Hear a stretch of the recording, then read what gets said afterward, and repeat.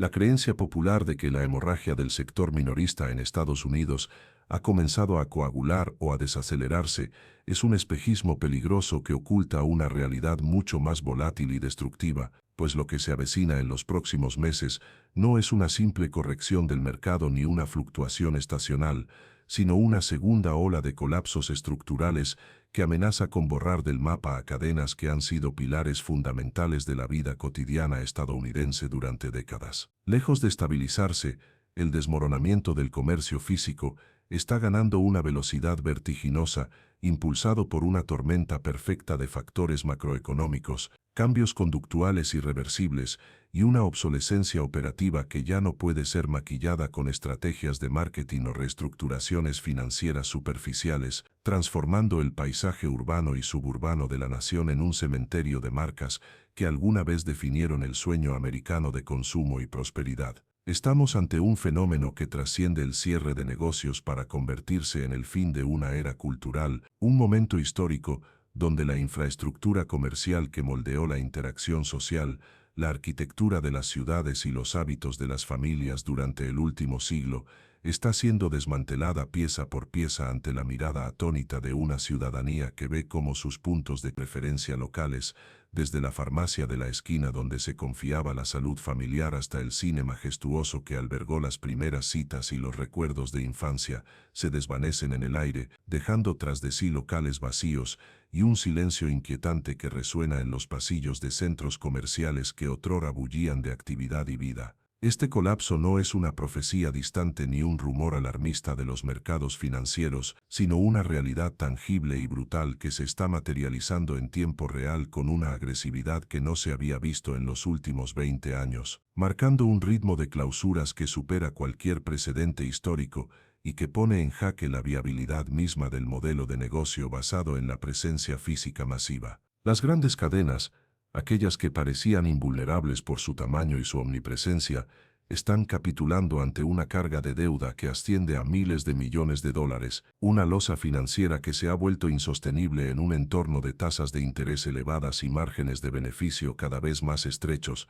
lo que las obliga a cerrar tiendas no como una estrategia de optimización, sino como una medida desesperada de supervivencia para evitar la liquidación total. La caída histórica en el tráfico de clientes, que ya no ven el acto de ir de compras como un pasatiempo o una necesidad social, sino como una fricción innecesaria en sus vidas digitalizadas, ha dejado a estos gigantes con millones de metros cuadrados de espacio comercial improductivo, costoso de mantener y difícil de rentabilizar, mientras la competencia en línea, liderada por depredadores eficientes como Amazon y complementada por la omnicanalidad agresiva de Walmart y Target, no deja espacio para respirar a los actores tradicionales que no lograron adaptarse a tiempo a la revolución logística y tecnológica. El panorama del comercio estadounidense está mutando de manera irreversible, y las consecuencias de esta transformación no se limitarán a las páginas de los diarios económicos o a las carteras de los inversores de Wall Street, sino que impactarán de manera directa, dolorosa y cotidiana en la vida de millones de personas que verán cómo su acceso a bienes y servicios básicos se complica y se encarece. La acción tan simple y rutinaria como comprar medicina se volverá una tarea ardua en muchas comunidades donde las farmacias están bajando la persiana definitivamente, creando desiertos de atención sanitaria en barrios que dependen de la proximidad física para sus necesidades más urgentes, mientras que los centros comerciales, esos templos del consumo que funcionaron como las plazas públicas de la suburbia estadounidense, se quedarán vacíos, convertidos en gigantescas estructuras de hormigón que sirven como monumentos a una prosperidad pasada y como recordatorios visuales de la decadencia económica presente. No estamos hablando meramente de una crisis de negocios o de una rotación natural del capitalismo, sino del colapso de un ecosistema social entero, el fin de la era del consumo físico como el motor central de la identidad y la actividad económica en Estados Unidos. Tres señales inequívocas confirman la gravedad terminal de esta situación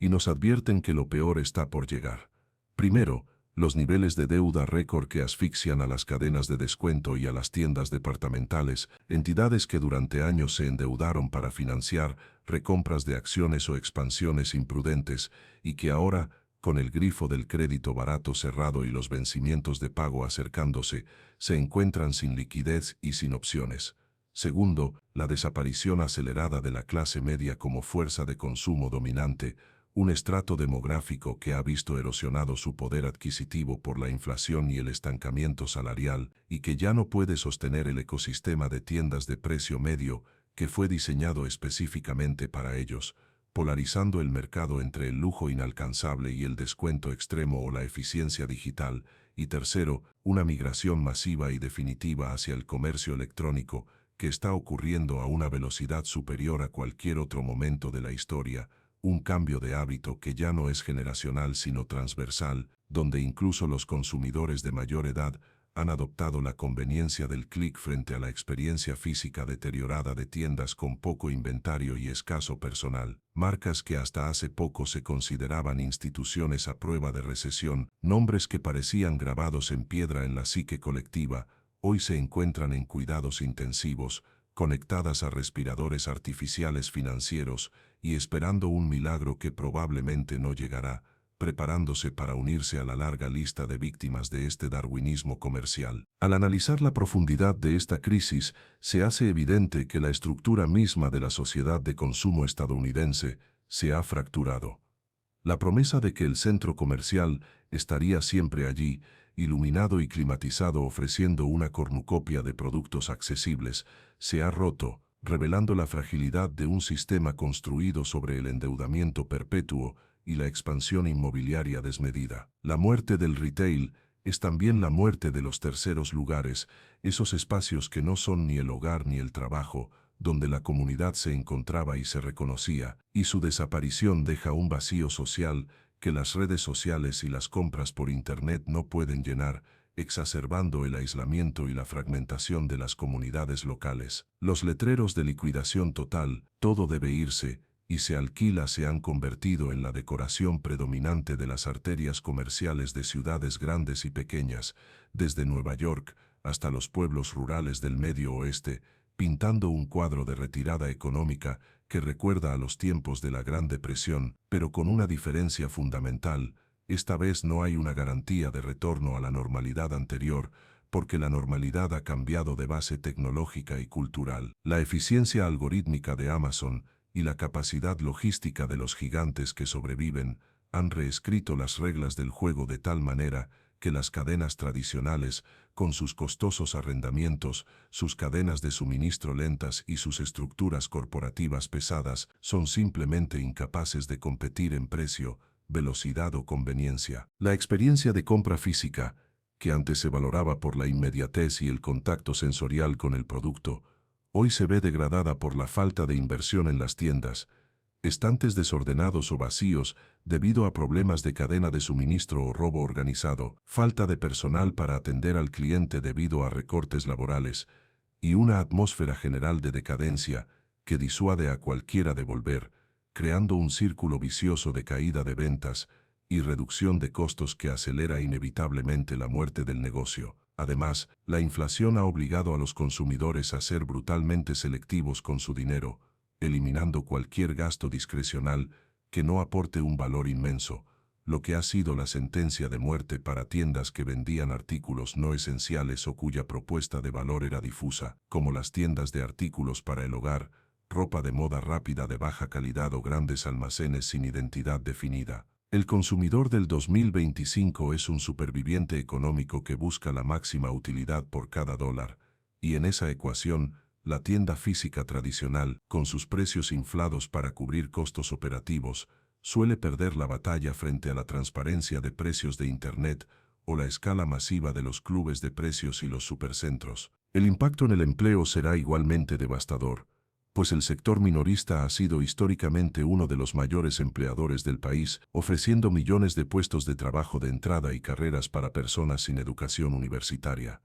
La desaparición de estas cadenas enviará ondas de choque a través del mercado laboral, dejando a cientos de miles de trabajadores sin sustento y presionando aún más los sistemas de seguridad social. Las ciudades y municipios también enfrentarán una crisis fiscal, ya que la caída en la recaudación de impuestos sobre las ventas y la disminución del valor de las propiedades comerciales dejarán agujeros enormes en los presupuestos locales, afectando la financiación de escuelas, policías y servicios públicos, lo que a su vez acelerará el deterioro de la calidad de vida en las zonas afectadas. Este es el verdadero rostro del colapso minorista. No es solo una cuestión de dónde compramos nuestros calcetines o nuestros electrodomésticos, sino de cómo se sostienen nuestras comunidades, cómo se financian nuestros servicios y cómo interactuamos unos con otros en el espacio público. La narrativa de la recuperación es una falacia peligrosa que ignora la podredumbre estructural de los cimientos del comercio minorista legado.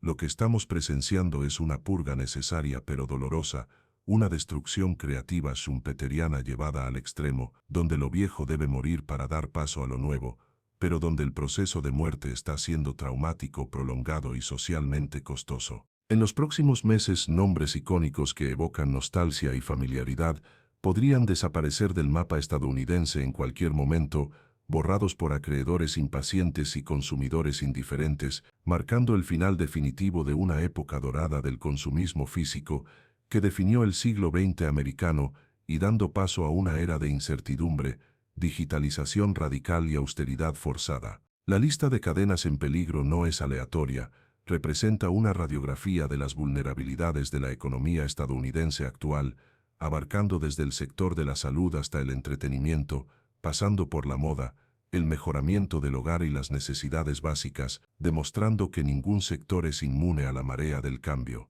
Entender quiénes son los que caen y por qué es fundamental para comprender hacia dónde se dirige la nación, porque cada cierre es un síntoma de una enfermedad mayor. La insostenibilidad de un modelo de vida basado en el consumo desenfrenado financiado con deuda, en un mundo que ha cambiado sus prioridades y sus posibilidades materiales. La advertencia es clara y urgente: el paisaje que conocíamos se está desintegrando ante nuestros ojos, y la velocidad de esta desintegración solo aumentará, dejándonos con la tarea de adaptarnos a un mundo donde las vitrinas están vacías, las luces de neón se han apagado, y el comercio es una transacción silenciosa e invisible que ocurre en la pantalla de un dispositivo, lejos del bullicio humano que alguna vez caracterizó al mercado. Durante décadas, Big Lots no fue simplemente una cadena minorista más en el vasto y competitivo paisaje comercial de Estados Unidos, sino que funcionó como un verdadero refugio económico y un bastión de dignidad para millones de familias de clase trabajadora que se encontraban en los márgenes del sueño americano. Para este demográfico, la tienda representaba la posibilidad tangible de acceder a una vida doméstica confortable sin necesidad de endeudarse más allá de sus posibilidades. Era el lugar donde la aspiración de tener un hogar amueblado y decoroso se encontraba con la realidad de un presupuesto ajustado, permitiendo comprar un sofá por $200, un juego completo de sábanas por 12 o una lámpara de diseño aceptable por 15. Esta propuesta de valor no solo movía inventario, sino que sostenía la narrativa social de que, incluso con ingresos limitados, se podía participar en la cultura de consumo y propiedad que define a la nación. Sin embargo, hoy esa imagen de consumo accesible y democrático se está desvaneciendo con una rapidez alarmante, convirtiendo a la marca en el símbolo más visible y doloroso de una crisis que va mucho más allá de la mala gestión corporativa, el colapso del poder adquisitivo de la clase media-baja estadounidense. En los últimos años, y acelerándose dramáticamente en los meses recientes, la compañía ha entrado en una espiral de la muerte financiera y operativa que parece matemáticamente imposible de revertir, atrapada en un vórtice de deudas, inventarios no deseados y una irrelevancia digital absoluta. Los números que describen la caída de Big Lots son propios de una autopsia corporativa en tiempo real. Los ingresos se han desplomado un 10.2, signo de porcentaje, una cifra catastrófica para un negocio de márgenes estrechos que depende del volumen masivo de ventas para cubrir sus costos fijos. Las pérdidas trimestrales han superado la barrera psicológica y financiera de los $205 millones, acumulando una pérdida anual al cierre de 2023 que alcanzó los 387 millones, desangrando la caja de la empresa a un ritmo insostenible. Pero el dato más letal, el que actúa como una soga alrededor del cuello de la organización, es la deuda acumulada que asciende a $2,600 millones, un nivel de apalancamiento que en la era del dinero barato y las tasas de interés cercanas a cero podría haber sido manejable. pero que en el entorno actual de tasas altas se convierte en una sentencia de muerte, devorando cualquier posibilidad de reinversión o maniobra estratégica. Esta carga financiera ha forzado a la cadena a iniciar un proceso de contracción masiva, cerrando más de 200 tiendas en una primera oleada, con un objetivo de reestructuración que apunta a clausurar más de 300 ubicaciones, lo que representa la amputación de casi un tercio de toda su red nacional. Este repliegue físico no es una estrategia de optimización, sino un intento desesperado de detener la hemorragia de efectivo antes de que el paciente expire por completo. En los locales que aún permanecen abiertos, el ambiente que se respira es desolador y preapocalíptico, muy lejos de la vibrante experiencia de búsqueda del tesoro que solía definir a la marca. Los estantes,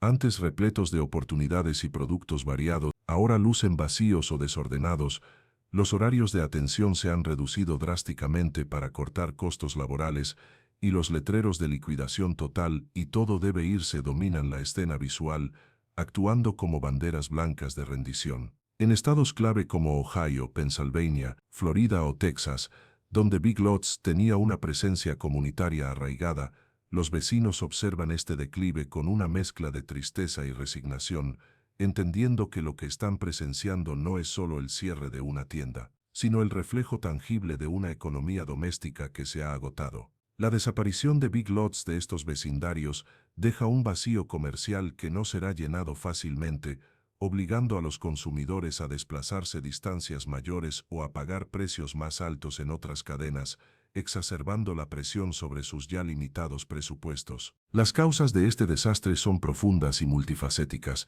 revelando una desconexión total entre la dirección de la empresa y la realidad del mercado moderno. Por un lado, Big Lots cometió el pecado capital del comercio minorista del siglo XXI. Nunca logró modernizar su modelo hacia lo digital. Mientras sus competidores directos e indirectos como Amazon, Walmart y Target invertían miles de millones en logística, aplicaciones móviles, inteligencia artificial y experiencias omnicanal, Big Lots se mantuvo aferrada a un modelo operativo que parecía congelado en 2008. Las ventas por Internet de la cadena representan menos del 5% de su total, una cifra irrisoria que la deja completamente expuesta y vulnerable en un mundo donde el consumidor espera poder comprar cualquier cosa desde su teléfono y recibirla en su puerta en cuestión de horas. Esta obsolescencia tecnológica no fue un accidente, sino una negligencia estratégica prolongada que ahora cobra su precio más alto. La empresa apostó todo a la experiencia física en un momento en que el tráfico peatonal hacia los centros comerciales secundarios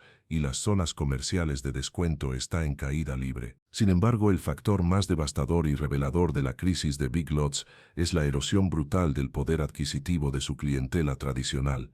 la clase media-baja y los trabajadores de bajos ingresos. El modelo de negocio de Big Lots dependía en gran medida de la venta de artículos discrecionales de ticket medio, especialmente muebles y decoración del hogar. Durante años, la gente acudía a Big Lots cuando quería renovar su sala o comprar un colchón nuevo sin gastar una fortuna. Pero bajo la presión implacable de la inflación acumulada en alimentos, energía, vivienda y seguros, este segmento demográfico ha tenido que recortar cualquier gasto que no sea estrictamente de supervivencia. Cuando una familia tiene que elegir entre pagar el alquiler, llenar el tanque de gasolina o comprar comida, un sofá nuevo de $300, por muy barato que sea en comparación con otras tiendas, se convierte en un lujo inalcanzable. El cliente objetivo de Big Lots ya no tiene ingresos discrecionales, está luchando por subsistir. La ironía cruel es que en una economía inflacionaria, las tiendas de descuento suelen prosperar porque la gente busca precios bajos, el efecto trade-down, pero Big Lots quedó atrapada en una tierra de nadie. Sus productos eran demasiado caros para hacer compras impulsivas de supervivencia, como las de Dollar Tree o Dollar General, y su experiencia de compra era demasiado pobre para competir con la eficiencia de Walmart o la experiencia de Target. El resultado es inevitable cuando ni siquiera los consumidores con menos recursos pueden permitirse comprar en la tienda diseñada para ellos. El concepto mismo del descuento pierde sentido si el precio base de la vida ha subido tanto que el descuento ya no es suficiente para hacer el producto accesible. Big Lots no está fallando únicamente porque sus directivos tomaron malas decisiones sobre el inventario. Aunque ciertamente lo hicieron, apostando erróneamente por muebles de alto margen que nadie compró, sino porque el ecosistema económico que permitía su existencia se ha evaporado. La cadena actuaba como un intermediario de la abundancia para los pobres, comprando excesos de inventario de otras marcas y vendiéndolos baratos. Pero hoy las cadenas de suministro son más eficientes, hay menos exceso y los pobres son más pobres. Con la inminente desaparición de Big Lots se extingue un símbolo cultural potente, el último vestigio de una América en la que vivir con poco dinero aún permitía cierto grado de confort y dignidad material. La reestructuración que intenta llevar a cabo la empresa, buscando desesperadamente prestamistas que le permitan seguir operando bajo una protección de bancarrota, se enfrenta a un escepticismo generalizado por parte de los analistas, quienes ven en los balances de la compañía un agujero negro del que es casi imposible escapar. La venta de sus activos inmobiliarios y la liquidación de inventario pueden proporcionar un alivio momentáneo de liquidez, pero no resuelven el problema existencial de un modelo de negocio que ha perdido su razón de ser. Si Big Lots desaparece, como todo parece indicar que sucederá en su forma actual, dejará tras de sí millones de metros cuadrados de espacio comercial vacío, miles de empleados desempleados en un mercado laboral que se está enfriando, y una advertencia sombría para el resto del sector minorista. En la nueva economía estadounidense, la nostalgia no paga las facturas, y ser barato ya no es suficiente cuando el cliente está en quiebra. Estamos presenciando el desmantelamiento de la infraestructura de consumo de la clase trabajadora, un evento que señala una fractura social profunda y que anticipa tiempos de mayor austeridad y privación para aquellos que hasta hace poco encontraban en los pasillos de Big Lots una pequeña pieza de su propio sueño americano. La caída de este gigante no es un hecho aislado, sino una pieza central en el dominó del colapso minorista, demostrando que la marea de la recesión silenciosa está subiendo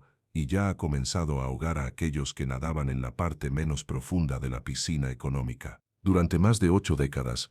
Joann Fabrics no funcionó meramente como un establecimiento comercial minorista, sino como el verdadero corazón creativo y el sistema circulatorio de la imaginación doméstica para generaciones de familias estadounidenses. Era mucho más que una tienda de telas y manualidades, constituía un santuario de la tradición artesanal, un espacio físico donde la materialidad de los sueños tomaba forma a través del tacto y la vista. En sus pasillos, que olían a algodón nuevo y a promesas de proyectos por realizar, se tejían vínculos intergeneracionales invaluables, madres enseñando a hijas la diferencia entre el lino y la seda, abuelas seleccionando con paciencia los patrones para edredones que se convertirían en herencias familiares, y jóvenes diseñadores buscando la textura exacta para expresar su identidad. Joann representaba la democratización de la creatividad, el lugar donde la inspiración, la tradición y la calidez se fusionaban para ofrecer a la clase media la herramienta más poderosa,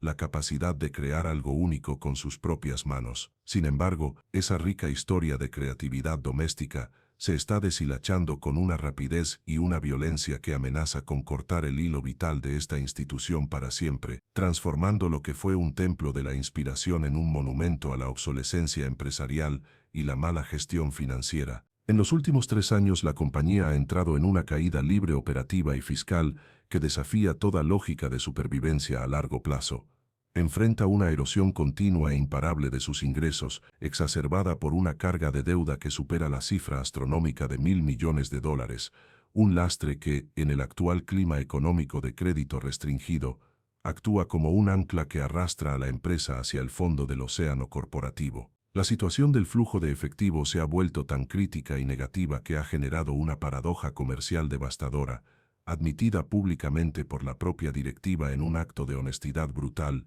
La cadena ya no tiene la liquidez necesaria para mantener niveles adecuados de inventario. Estamos ante el escenario absurdo y trágico de una cadena especializada en vender telas que no tiene dinero para comprar telas. Esta espiral de la muerte del inventario es quizás la señal más clara de un negocio terminal. Sin productos atractivos en los estantes, los clientes dejan de venir, lo que reduce aún más los ingresos, impidiendo la compra de nuevo inventario, en un ciclo vicioso que vacía la tienda de su propósito existencial. Es, en esencia, una marca que ha perdido su razón de ser, un cuerpo sin sangre que intenta seguir corriendo una maratón. El colapso de Joann Fabrics, no puede atribuirse simplistamente a los efectos residuales de la pandemia o a la presión inflacionaria generalizada, aunque estos factores aceleraron el declive. La raíz del problema es mucho más profunda y estructural: la incapacidad de competir contra el peso gravitacional de tres gigantes depredadores, Walmart, Target y Amazon, que han reescrito las reglas del juego minorista. Estos competidores han logrado mercantilizar los suministros de artesanía, convirtiendo lo que antes requería una visita especializada en una compra impulsiva o automatizada. Ofrecen los mismos productos básicos: hilos, agujas, pegamentos, decoraciones, a precios significativamente más bajos, con una variedad infinita accesible desde una pantalla y con la promesa imbatible de la entrega inmediata o la conveniencia de todo en un solo lugar. Mientras el resto del mundo del retail avanzaba a marchas forzadas hacia la era digital, invirtiendo en logística de última milla y plataformas de comercio electrónico intuitivas, Joan se quedó atrapada en una cápsula del tiempo, aferrada a un modelo de tienda física de los años 90 que hoy resulta dolorosamente anticuado, ineficiente y costoso de mantener. La infraestructura actual de la empresa, que cuenta con unas 800 tiendas dispersas por todo el país, se ha convertido en su mayor pasivo. Los analistas proyectan que hasta un 30% de esta red podría desaparecer en los próximos 12 meses como parte de una reestructuración forzosa o una liquidación gradual. Visitar uno de los locales que aún sobreviven es una experiencia melancólica que ilustra la decadencia del imperio.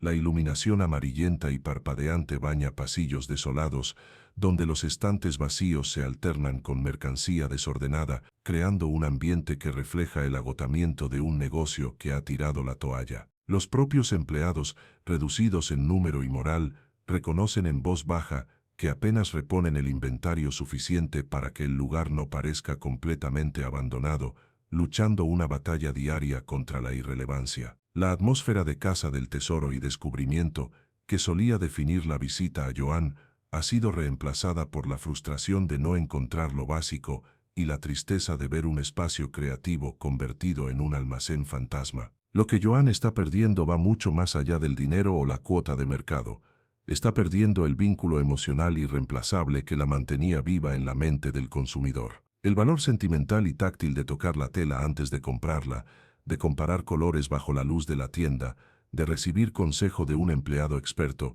ya no es suficiente para sostener un modelo de negocio que se quedó rezagado una década en términos de conveniencia y precio. El consumidor moderno, incluso el artesano o el aficionado al hazlo tú mismo, DIY, ha migrado sus hábitos, busca inspiración en Pinterest o TikTok y compra los materiales en Amazon o tiendas especializadas online que ofrecen nichos específicos con mejor servicio. Joan intentó capitalizar el auge de las manualidades durante el confinamiento, pero falló estrepitosamente en retener a esa nueva ola de creadores una vez que el mundo reabrió, demostrando una falta de agilidad estratégica letal. Si Joan Fabrics desaparece del mapa, como todo parece indicar que sucederá en su encarnación actual, no será simplemente una empresa menos en el registro mercantil o un local vacío más en el centro comercial suburbano. Representará el fin de una era cultural, la extinción de una tradición artesanal facilitada por el espacio físico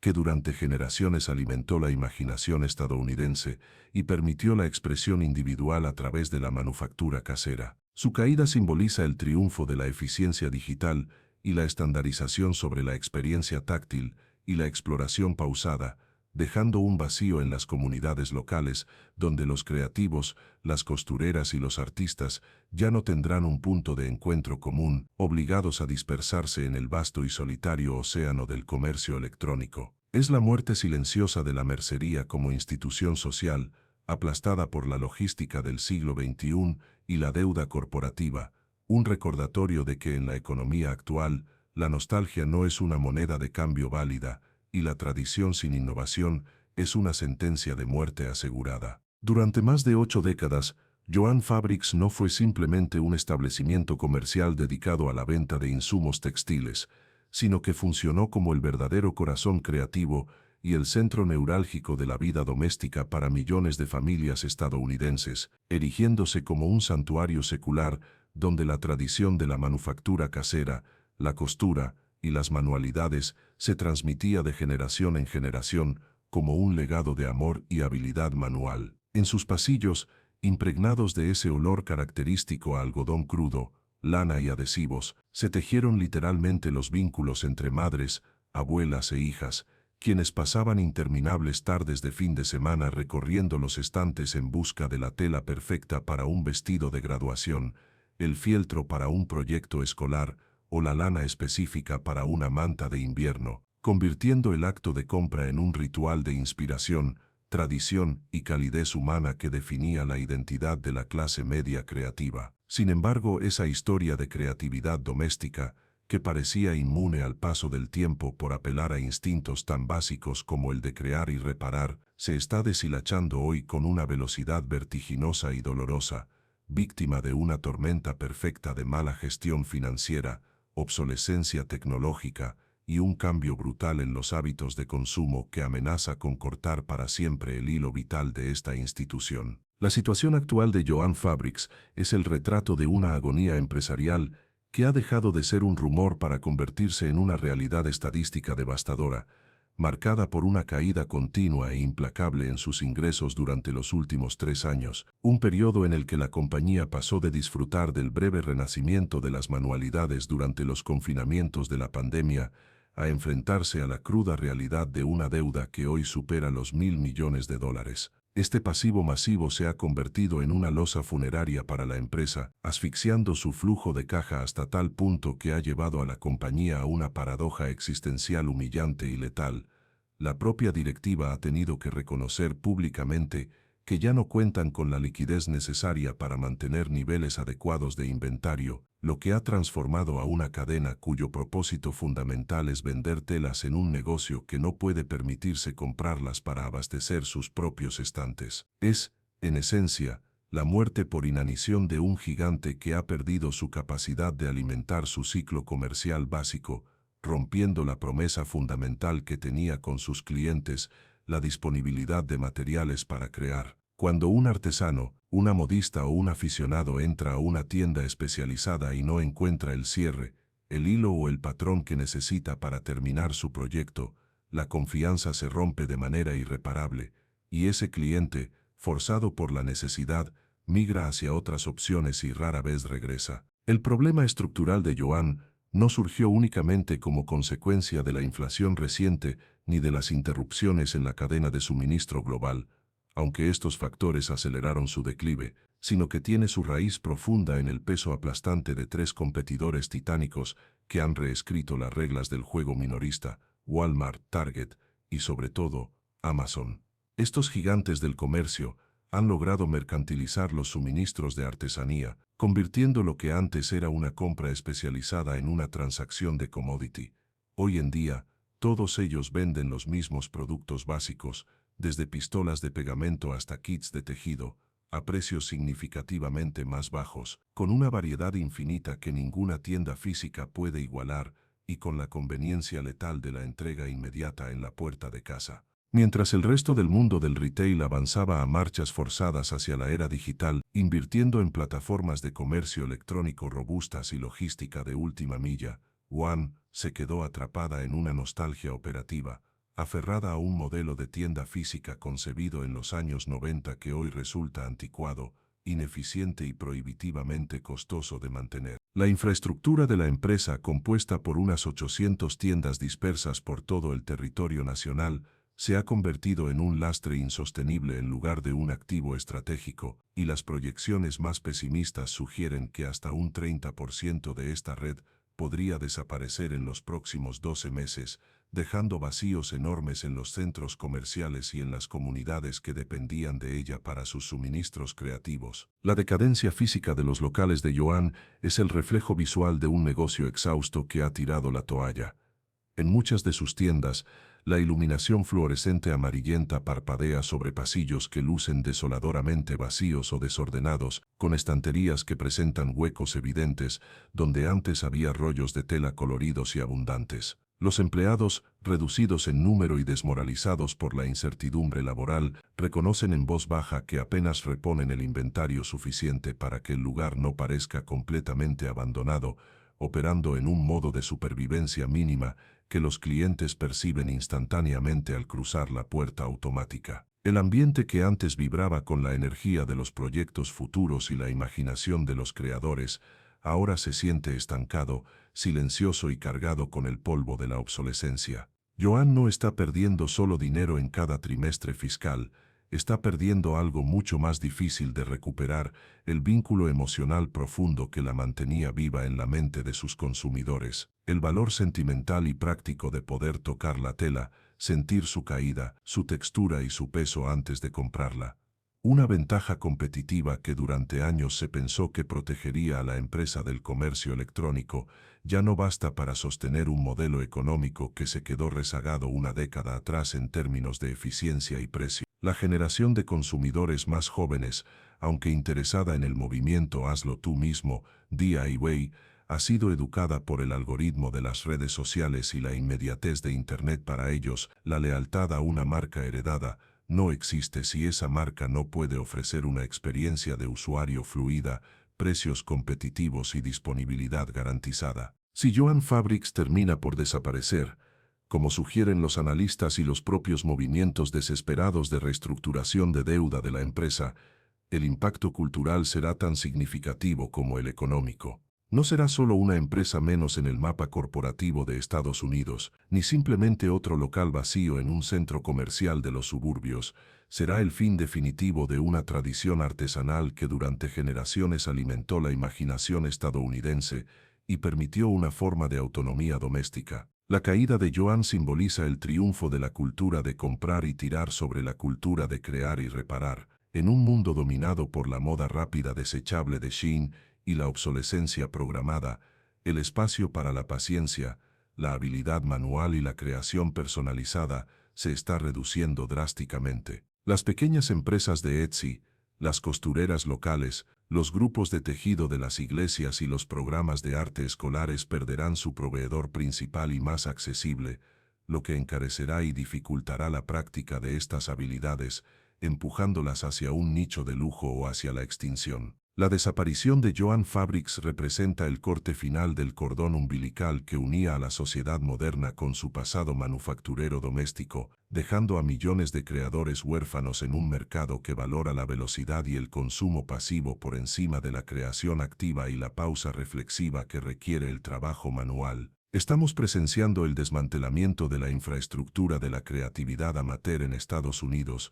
un evento que nos dejará como una sociedad más dependiente de la producción industrial masiva y menos capaz de valernos por nosotros mismos con una aguja y un hilo en la mano. La tristeza que evoca este colapso no es por la corporación en sí, que cometió errores imperdonables de gestión, sino por el espacio físico y mental que proporcionaba un lugar donde la posibilidad de hacer algo con las propias manos era la moneda de cambio y donde el sueño americano se podía coser, bordar y tejer a medida, una puntada a la vez. Durante más de un siglo, J.C. Penney se erigió como un coloso indiscutible en la geografía comercial y emocional de Estados Unidos, funcionando no solo como una cadena de tiendas departamentales, sino como el pilar fundamental que sostenía la estructura social de la clase media en su apogeo. Su inconfundible letrero rojo, presente en prácticamente cada centro comercial relevante desde las costas de California hasta los suburbios de Nueva York, marcaba un punto de encuentro intergeneracional, un faro de estabilidad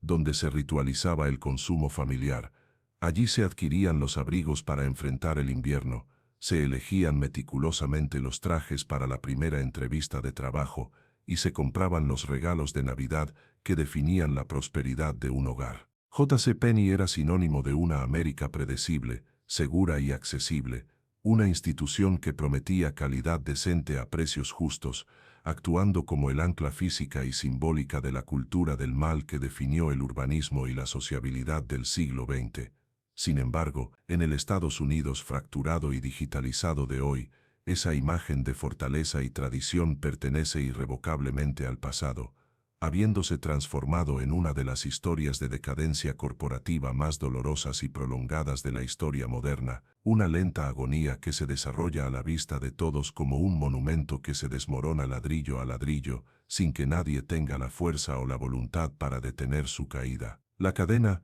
fundada hace más de 120 años bajo principios de la regla de oro y el servicio al cliente, enfrenta hoy una de las crisis existenciales más profundas de su longeva trayectoria, atrapada en una espiral descendente que combina una irrelevancia cultural absoluta con una asfixia financiera terminal. Las cifras que ilustran el colapso de J.C. Penney son mucho más que números rojos en un balance contable. Son el testimonio de una catástrofe operativa sin precedentes. Las ventas se han desplomado un vertiginoso 78% desde sus días de gloria, una erosión de ingresos tan masiva que resulta difícil comprender cómo la entidad sigue operando, mientras que la deuda corporativa ha escalado hasta superar los 4,000 millones de dólares. Una carga monstruosa que consume cualquier margen de maniobra y convierte cada decisión estratégica en un intento desesperado por evitar la liquidación inmediata. A pesar de contar todavía con una red física que supera las 600 tiendas,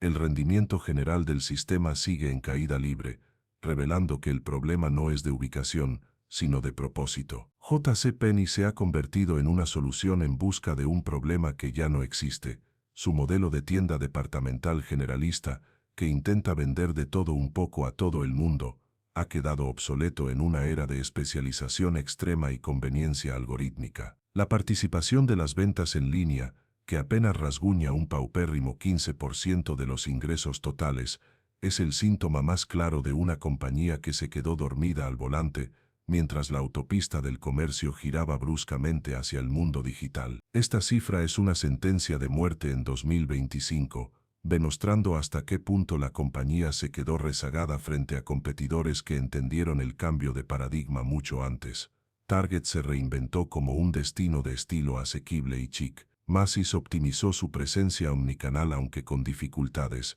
y Amazon simplemente capturó por completo la mente y la billetera del consumidor de clase media que antes era propiedad exclusiva de J.C. Penney. La tragedia de J.C. Penney radica en que se ha quedado sin territorio propio en el mapa del consumo.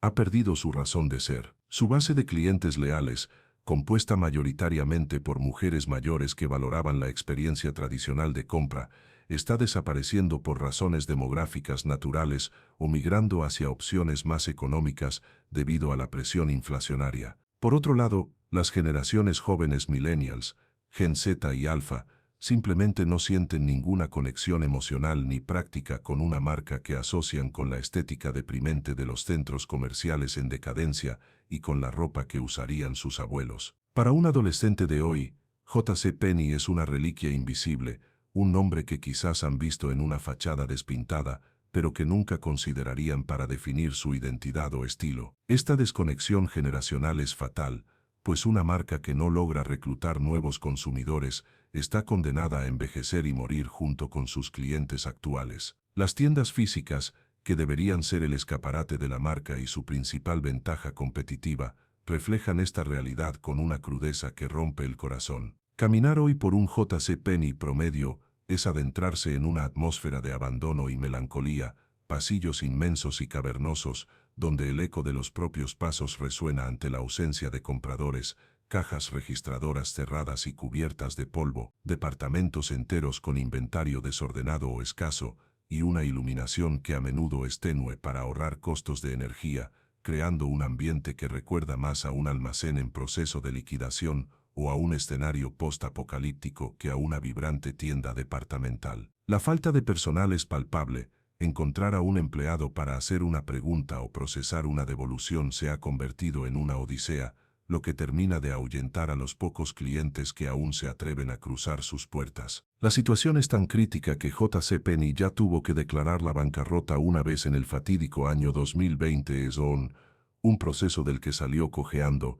comprada por sus propios propietarios, los grandes gestores de centros comerciales Simon Property Group y Brookfield Asset Management, en una maniobra que parecía más destinada a evitar que los centros comerciales se quedaran sin sus tiendas ancla que a salvar la marca en sí. Sin embargo, los analistas financieros más respetados advierten ahora que esa primera bancarrota fue solo un parche temporal sobre una herida mortal y que una segunda bancarrota, el temido capítulo 22, es una posibilidad real y ominosa para el año 2025. La empresa está quemando efectivo a un ritmo insostenible y no tiene activos claros que vender para financiarse. No fue una sola mala decisión la que la llevó a este punto de no retorno, sino la acumulación tóxica de años de lentitud burocrática, cambios erráticos de liderazgo como el desastroso experimento de Ron Johnson, que intentó eliminar los cupones y alienó a la base de clientes, y una falta crónica de adaptación a las nuevas realidades del mercado. El gigante centenario, que alguna vez representó la aspiración y la prosperidad de la clase media estadounidense,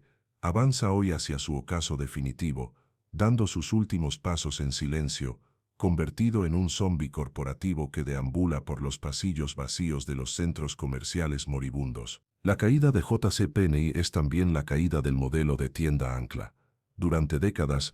la economía de los centros comerciales se basó en la premisa de que tiendas como J.C. Penney atraerían el tráfico masivo que luego alimentaría a las tiendas más pequeñas. Hoy, la ecuación se ha invertido. J.C. Penney es un lastre que arrastra hacia abajo el valor de las propiedades inmobiliarias circundantes. Su irrelevancia es contagiosa. Cuando un J.C. Penney cierra, a menudo desencadena una muerte en cascada para el centro comercial que lo alberga, dejando un agujero negro de miles de metros cuadrados que es casi imposible de llenar con otro inquilino de retail. Así, la agonía de esta marca no es un evento aislado, sino el epicentro de un terremoto que está reconfigurando el urbanismo comercial de Estados Unidos. La empresa está atrapada en un círculo vicioso, necesita invertir miles de millones para modernizar sus tiendas y su tecnología para ser relevante, pero no tiene el dinero porque nadie compra, y nadie compra porque las tiendas son anticuadas y la tecnología es deficiente. Es la trampa perfecta de la mediocridad en la era de la excelencia digital.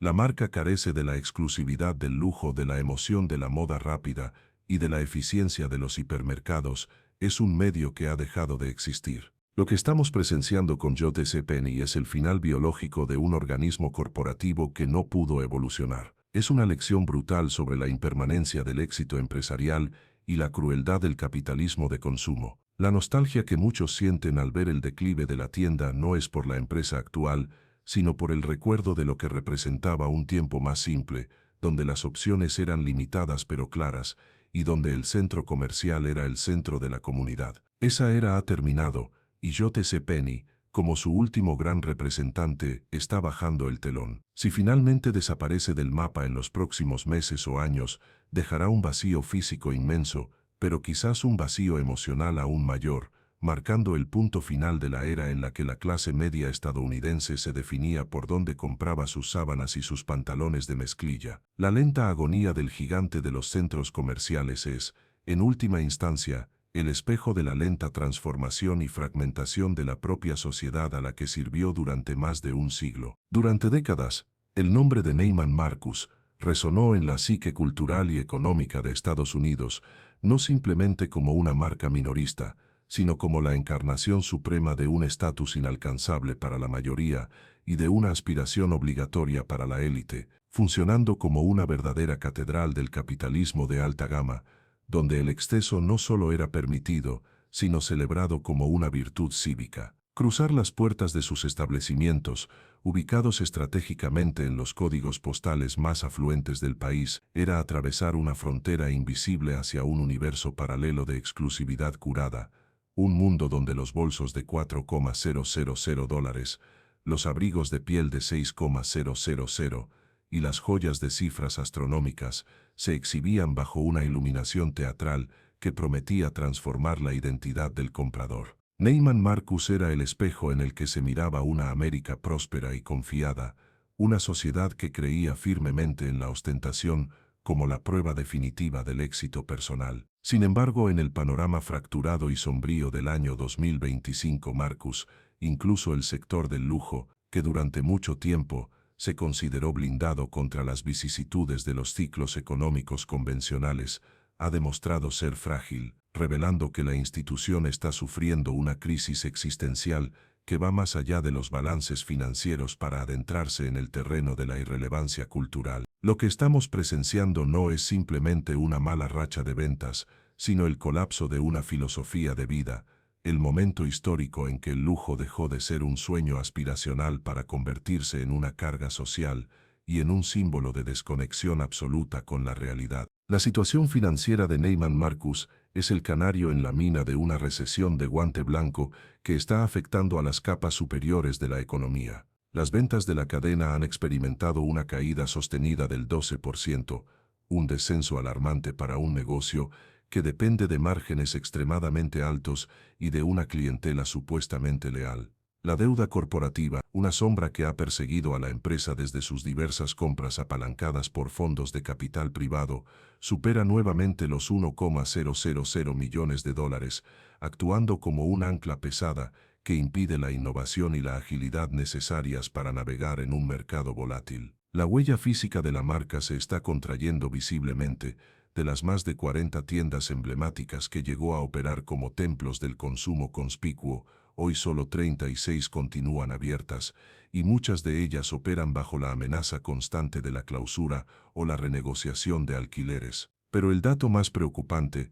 aquel que señala la obsolescencia de su modelo de negocio, es su participación en el comercio electrónico, rondando apenas el 30% de las ventas totales, una cifra peligrosamente baja en un mundo donde el consumidor de lujo global ha migrado masivamente a plataformas digitales como Farfetch, Net-a-Porter o a las boutiques online directas de las marcas europeas. Esta desconexión digital sugiere que Neiman Marcus sigue apostando por un modelo de señora que almuerza y va de compras, que demográficamente está en vías de extinción, ignorando que el dinero nuevo y joven prefiere la discreción y la eficiencia de la compra desde la pantalla de un smartphone en la privacidad de su hogar. Lo verdaderamente inquietante de la caída de Neiman Marcus no radica exclusivamente en la frialdad de las cifras rojas, sino en el contexto sociológico y psicológico que las rodea. Históricamente se asumía que los consumidores adinerados eran inmunes a las crisis inflacionarias o a las recesiones leves. Sin embargo, en 2025, este axioma se ha roto. La clase alta estadounidense también está recortando sus gastos, no necesariamente porque carezcan de fondos, sino porque el sentimiento de riqueza se ha evaporado ante la volatilidad de los mercados de activos, la incertidumbre política y un cambio cultural profundo hacia la cautela. Las tiendas de Neiman Marcus, que antes eran colmenas vibrantes de actividad social y comercial, hoy lucen silenciosas y estáticas, asemejándose más a museos de una era pasada o a mausoleos de la moda que a centros de retail dinámicos. En las tardes de entresemana, los pasillos de mármol y las alfombras mullidas parecen galerías vacías, donde el eco de los pasos es el único sonido perceptible. Los productos de ultralujo permanecen en los estantes durante semanas o meses, acumulando polvo metafórico, mientras los vendedores, impecablemente vestidos pero visiblemente aburridos, esperan a clientes que ya no llegan con la frecuencia de antaño. La pandemia y sus secuelas económicas y sociales alteraron radicalmente el ADN del consumidor de lujo. Hemos entrado en la era del lujo silencioso, quiet luxury, una tendencia que rechaza la logomanía y la ostentación, evidente que eran el pan de cada día de Neiman Marcus. Hoy, la verdadera riqueza prefiere pasar desapercibida, ocultándose en prendas de calidad suprema pero sin marcas visibles, evitando ser el blanco de la crítica social en un país marcado por una desigualdad rampante y una tensión de clases creciente. En una era definida por la sensibilidad económica y la lucha de la clase media por la supervivencia básica, ostentar se ha vuelto incómodo, casi vulgar. Salir de una tienda con bolsas de compras gigantescas y reconocibles de Neiman Marcus ya no se siente como un acto de triunfo, sino como una provocación innecesaria. La opulencia ha dejado de ser un sueño compartido para convertirse en una carga moral y social. Los ricos evitan ser vistos gastando en exceso, y Neiman Marcus, una marca construida sobre la premisa de ver y ser visto, no ha sabido cómo pivotar hacia esta nueva realidad de discreción y austeridad estética. A pesar de haber salido de una reestructuración financiera reciente con la promesa de un nuevo comienzo, el peso de la deuda sigue atando a la compañía a un modelo operativo insostenible. Los rumores constantes de fusiones y adquisiciones, especialmente las conversaciones interminables con HBC, la matriz de Saks Fifth Avenue, no son señales de fortaleza o consolidación estratégica, sino gritos de auxilio de dos náufragos que intentan mantenerse a flote aferrándose el uno al otro en medio de la tormenta. La marca, que alguna vez fue un símbolo indiscutible de éxito tejano y sofisticación cosmopolita, enfrenta un cambio cultural tectónico que la deja en el lado equivocado de la historia. El lujo moderno tiene que ver con la experiencia, la sostenibilidad, la ética y la exclusividad digital, valores que chocan frontalmente con el modelo tradicional de grandes almacenes de Neiman Marcus, que se basa en el inventario masivo y la presentación grandilocuente. El declive de Neiman Marcus es, por naturaleza, más lento y elegante que el de una tienda de descuento como Big Lots, pero no es menos seguro ni menos irreversible. No está cayendo por falta de belleza en sus productos, ni por falta de historia en su nombre. Está cayendo porque el significado mismo de la palabra lujo ha mutado. En un país donde incluso los más ricos se han vuelto cautelosos y donde la ostentación se penaliza socialmente, una tienda diseñada para celebrar el exceso se convierte en un anacronismo costoso. Neiman Marcus es hoy un palacio brillante construido sobre arenas movedizas, una institución que no ha entendido que en la América del 2025, el verdadero estatus ya no se compra en un mostrador público ni se exhibe en una bolsa de compras, sino que se guarda, se invierte y sobre todo se oculta. La desconexión entre la oferta de la tienda brillante, ruidosa, cara, y la demanda del mercado, reservada, consciente, digital, es total. Si Neiman Marcus desaparece o es absorbida hasta perder su identidad, marcará el fin oficial de la era del consumo conspicuo estadounidense, cerrando el capítulo de una sociedad que alguna vez creyó que la felicidad se podía medir en quilates y etiquetas de diseñador, y dando paso a un periodo de sobriedad forzada donde la riqueza, al igual que la pobreza, prefiere vivir en las sombras. La fragilidad del lujo en 2025 es el recordatorio final de que ninguna torre de marfil es lo suficientemente alta para escapar a las mareas de un cambio cultural profundo, y que cuando la sociedad deja de admirar el exceso para empezar a resentirlo, los templos de ese exceso están condenados a vaciarse. Durante décadas, la presencia de Rite Aid en el paisaje urbano y suburbano de Estados Unidos fue tan ubicua y constante que llegó a convertirse en parte del mobiliario invisible de la vida cotidiana, una institución de confianza que trascendía la simple categoría de comercio minorista para integrarse en el tejido mismo de la salud pública y el bienestar comunitario. Con su inconfundible logotipo en forma de escudo azul y rojo, esta cadena de farmacias no era solo el lugar donde se realizaban transacciones comerciales, sino un punto de anclaje vital donde millones de estadounidenses gestionaban su supervivencia diaria. Allí se recogían las recetas médicas que mantenían a raya las enfermedades crónicas, se buscaba el consejo rápido y gratuito de un farmacéutico de confianza ante una fiebre repentina, y se adquirían los suministros básicos que sostenían la higiene y el cuidado del hogar. Rite Aid simbolizaba la conveniencia y la cercanía, la promesa implícita de que, sin importar cuán grave fuera la noche o cuán urgente la necesidad, había una luz encendida en la esquina dispuesta a ofrecer una solución. Sin embargo, esa imagen de estabilidad y permanencia se ha evaporado casi sin previo aviso, desintegrándose con una rapidez que ha dejado a comunidades enteras en estado de shock y vulnerabilidad, marcando el fin de una era en la que la farmacia vecinal era un derecho adquirido y no un privilegio en extinción. La realidad actual de Rite Aid es la crónica de una muerte anunciada que culminó con una brutalidad administrativa devastadora. A finales de 2023, la compañía se vio obligada a acogerse al capítulo 11 de la Ley de Bancarrotas,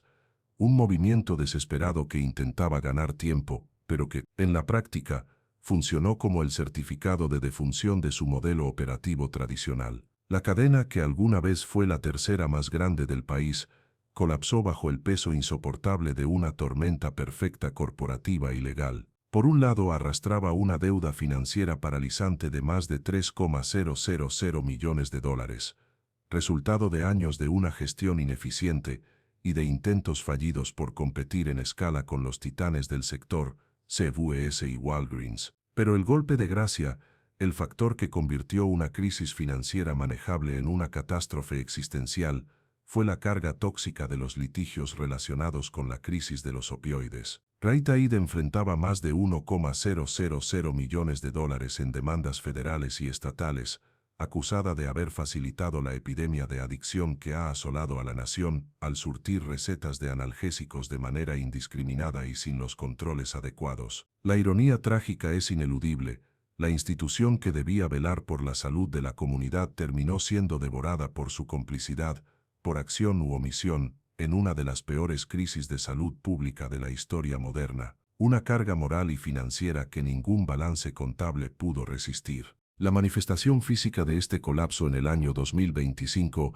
ha sido una de las transformaciones más visibles y dolorosas del entorno urbano estadounidense. En un lapso de tiempo sorprendentemente corto, más de 400 tiendas, muchas de ellas pilares en sus respectivos barrios durante 30 o 40 años, cerraron sus puertas definitivamente. La velocidad de estos cierres fue tan vertiginosa que no dio tiempo a la despedida ni a la transición ordenada. En innumerables comunidades, desde las zonas rurales de Ohio hasta los barrios obreros de Filadelfia y los suburbios de California, los vecinos se despertaron un día para encontrar que su farmacia habitual, el lugar donde conocían al personal por su nombre, se había convertido de la noche a la mañana en un cascarón vacío. Las persianas metálicas bajadas, los letreros desmantelados dejando solo la sombra del logotipo en la fachada, y las puertas cerradas con cadenas, se convirtieron en la nueva estética de estas esquinas, creando cicatrices visuales que anuncian el deterioro de la infraestructura local. Para intentar ganar algo de liquidez y apaciguar a los acreedores voraces, Rite Aid procedió a desmembrarse a sí misma, vendiendo sus activos más valiosos a precios de remate, sus centros de distribución, sus propiedades inmobiliarias y, lo más crítico, sus archivos de recetas. La venta de los archivos de pacientes a competidores como Walgreens y CVS representa la fase final de la extinción de la marca y una traición final a la idea de la atención personalizada. Millones de expedientes médicos y datos de clientes fueron transferidos como si fueran mercancía a granel, obligando a los pacientes, muchos de ellos ancianos o personas con movilidad reducida, a trasladar su atención médica a farmacias más lejanas, impersonales y a menudo saturadas. El corazón de la marca, que residía en sus empleados leales y en la confianza pública construida década tras década, se evaporó en el proceso. Los farmacéuticos y técnicos, que eran la cara humana de la empresa, fueron despedidos o reubicados en un mercado laboral cada vez más automatizado y precario, perdiéndose así el capital relacional que es fundamental en la atención sanitaria primaria. En el año 2025, por Siamos, los últimos locales de Rite Aid que aún resistían bajaron sus persianas sin ceremonias, sin anuncios de agradecimiento ni comunicados esperanzadores. Solo un cartel genérico redirigiendo a los clientes a la competencia marcó el final absoluto. De esta manera, Rite Aid se convirtió en la primera gran cadena nacional de farmacias en desaparecer completamente y de manera efectiva del mapa estadounidense, pasando de ser un gigante omnipresente a un recuerdo fantasmagórico en cuestión de meses. La caída de Rite Aid es una advertencia sombría que resuena mucho más allá del sector farmacéutico, señalando una fragilidad sistémica en la provisión de servicios esenciales en Estados Unidos. En un entorno económico tan volátil y depredador, ni siquiera los pilares de la salud pública están a salvo de la destrucción financiera. Rite Aid no cayó solo por una mala hoja de balance, cayó porque operaba en un sistema de salud saturado y disfuncional, atrapada entre las aseguradoras que exprimen los márgenes de reembolso, los fabricantes de medicamentos que inflan los precios y una competencia consolidada que utiliza su escala para asfixiar a los actores más débiles. El mercado dejó de perdonar errores, y la ineficiencia se pagó con la extinción total. Lo que alguna vez fue un símbolo de cercanía comunitaria, un tercer lugar donde la salud se encontraba con la vecindad, hoy es apenas un caso de estudio sobre cómo el exceso de deuda corporativa y la responsabilidad legal no gestionada pueden borrar décadas de historia y confianza en un abrir y cerrar de ojos. Las consecuencias sociales de esta desaparición son profundas y alarmantes, dando lugar al fenómeno de los desiertos farmacéuticos. En muchas áreas urbanas de bajos ingresos y en comunidades rurales aisladas, Rite Aid era a menudo la única fuente accesible de medicamentos y consejos de salud. Su cierre no significa simplemente que los clientes tengan que conducir 5 minutos más para llegar a un CVS, para aquellos sin transporte propio, para los ancianos que dependen de caminar hasta la esquina o para las familias trabajadoras con tiempo limitado. El cierre de su farmacia local representa una barrera significativa para el acceso a la salud. Esto conlleva un riesgo real de que los pacientes dejen de tomar sus medicamentos, de que las condiciones crónicas se agraven y de que la presión se traslade a las ya colapsadas salas de urgencias de los hospitales. La extinción de la farmacia vecinal rompe la cadena de cuidado preventivo y gestión de la enfermedad, dejando a las poblaciones más vulnerables expuestas y desatendidas. El vacío que deja Rite Aid no es solo comercial, es un vacío de salud pública que el mercado libre, guiado solo por la rentabilidad por pie cuadrado, no tiene interés en llenar. Además, el colapso de Rite Aid simboliza el triunfo de la corporativización fría sobre el servicio comunitario. Las grandes cadenas que han absorbido los restos de Rite Aid operan bajo modelos de eficiencia extrema, donde el tiempo de interacción farmacéutico-paciente está cronometrado y minimizado, y donde la farmacia es a menudo solo un gancho para atraer clientes al interior de la tienda, para que compren cosméticos o bocadillos. La desaparición de Rite Aid marca el fin de una era en la que la farmacia tenía una identidad propia y diferenciada, y consolida un oligopolio farmacéutico duopolio, en realidad que reduce las opciones del consumidor y le otorga un poder desmedido a las corporaciones sobrevivientes para fijar precios y condiciones. La historia de Rite Aid es la historia de cómo la codicia, la mala gestión y la crisis de los opioides convergieron para destruir una institución esencial, recordándonos que en la América corporativa del siglo XXI, la longevidad no garantiza la supervivencia y que las estructuras que damos por sentadas pueden desmoronarse con una fragilidad aterradora, dejando tras de sí edificios vacíos y comunidades más enfermas y aisladas. El letrero apagado de una farmacia Rite Aid es hoy el monumento más triste a la pérdida de la infraestructura de cuidado en Estados Unidos, un recordatorio permanente de que cuando la salud se trata puramente como un negocio, la quiebra del negocio implica la quiebra de la salud de la comunidad. Gracias por llegar hasta aquí, por interesarte en entender lo que está pasando más allá de los titulares y las apariencias. Si este contenido te ayudó, te abrió los ojos o simplemente te dio una nueva perspectiva, te invito a que te suscribas y le des like. Tu apoyo permite que sigamos creando análisis profundos, claros y sin filtros. Nos vemos en el próximo video.